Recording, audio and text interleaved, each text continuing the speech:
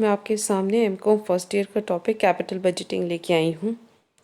Capital budgeting एक process है जिससे हम ये डिटरमाइन कर पाते हैं कि जो रियल इन्वेस्टमेंट प्रोजेक्ट्स हैं जैसे एक्सपेंशन, डाइवर्सिफिकेशन, एक फ़र्म के लिए कितनी एक्सेप्टेबल है और एक फ़र्म उसमें कितने एलोकेशन ऑफ फंड्स कर सकती है।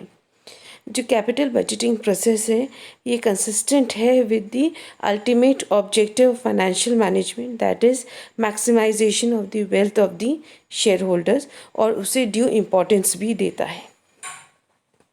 कैपिटल बजटिंग को कैलकुलेट करने के कई सारे तरीके हैं। उनमें से जो मेजर तरीका है वो है discounted cash flow technique. Discounted cash flow technique में जो रिटर्न्स जनरेट होंगे over a period of time, that is the cash flows, उन्हें कंसिडर किया जाता है। इसमें कैश इनफ्लोस और आउटफ्लोस दोनों को ड्यू इम्पोर्टेंस दी जाती है और जो टैक्स इफ़ेक्ट है उसे भी कंसिडर किया जाता है। यहाँ पे जो returns over a period of time generate होने वाले हैं उन्हें डिस्काउंट किया जाता है on the basis of the risk associated with the project. जो कई बार जो रिस्क फैक्टर को एस्टिमेट करना थोड़े डिफ़िकल्ट होने की वजह से ये डिस्काउंटेड कैश फ्लो टेक्निक की मेजर डिसएडवांटेज बनता है। डिस्काउंटेड कैश फ्लो टेक्निक्स को 3 मेथड्स में कैलकुलेट किया जाता है, that is NPV method, that is net present value, internal rate of return method and profitability index. अब हम हर एक मेथड को डिटेल में देखेंगे। सबसे पहले है net present value method. Net present value को कैलकुलेट करने का तरीका होता है that is present value of cash inflows minus the present value of cash outflows. जो भी एनपीवी कैलकुलेट आपने किया है उससे ये जानना कि प्रोजेक्ट एक्सेप्टेबल है या नहीं है, इसके लिए हम एक्सेप्ट और reject criteria of the project के स्टैंडर्ड गाइडलाइंस ले डाउन किए हैं।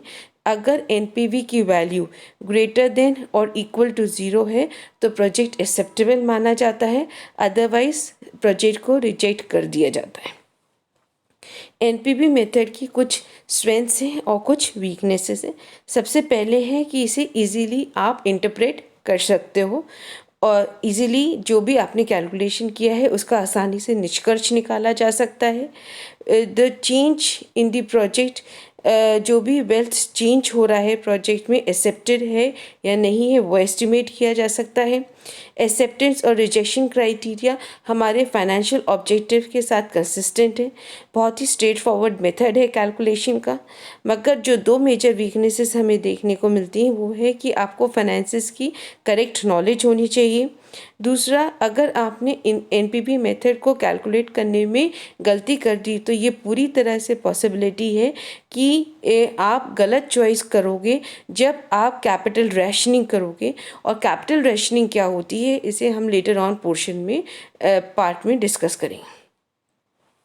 नेक्स्ट जो मेथड है वो है internal rate of return method. Internal rate of return method जो है ये हमें बताता है कि जो प्रोजेक्ट है उसमें जो रिटर्न्स हैं वो किस तरीके से जनरेट होंगे। इस मेथड में हम उस डिस्काउंट रेट को कैलकुलेट करते हैं जो वो डिस्काउंट रेट जो एनपीवी वैल्यू को 0 कर देगा। नेक्स्ट इज़ जो आईआर मेथड है ये इक्वेट करता है present value of cash inflows to the present value of cash outflows. ये फाइनेंशियल कैलकुलेटर या स्प्रेडशीट द्वारा कैलकुलेट किया जा सकता है। इसे कैलकुलेट करना मैन्युअली थोड़ा सा डिफ़िकल्ट होता है। जो आईआरआर की वैल्यू है वो greater than the opportunity cost या हर्डल रेट से अगर ज़्यादा होती है तो हम प्रोजेक्ट को एक्सेप्ट मानते हैं, अदरवाइज हम प्रोजेक्ट को रिजेक्ट कर देते हैं। आईआरआर की भी कुछ स्ट्रेंथ्स और वीकनेस है। सबसे पहले इसे आसानी से आप इंटरप्रेट कर सकते हो और ये जान सकते हो कि कैसे रिटर्न्स जनरेट होंगे एक प्रोजेक्ट से।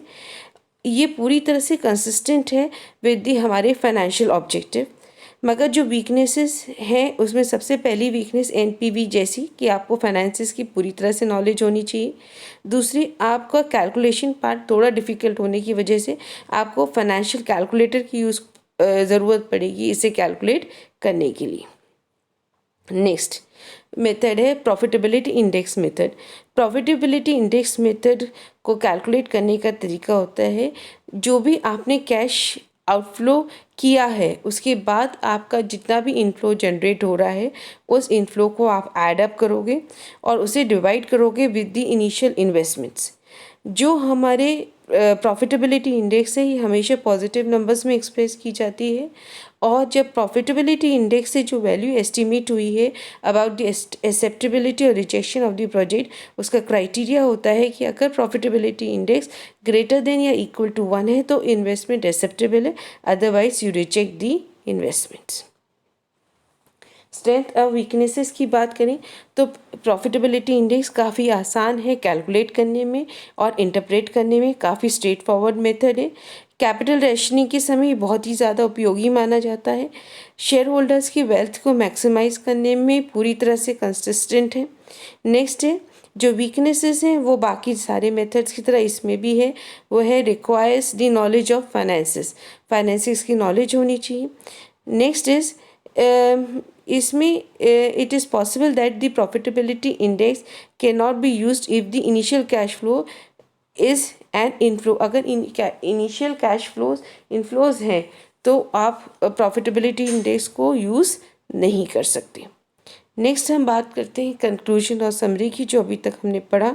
जो cash discounted cash flow technique that is NPV, IRR और प्रॉफिटेबिलिटी इंडेक्स, ये सारी अच्छी टेक्निक्स हैं फॉर कैपिटल बजटिंग, और ये हमें मदद करती हैं टू एक्सेप्ट और रिजेक्ट द इन्वेस्टमेंट प्रोजेक्ट, और ये पूरी तरह से शेयर होल्डर्स की वेल्थ मैक्सिमाइजेशन के ऑब्जेक्टिव के साथ कंसिस्टेंट है।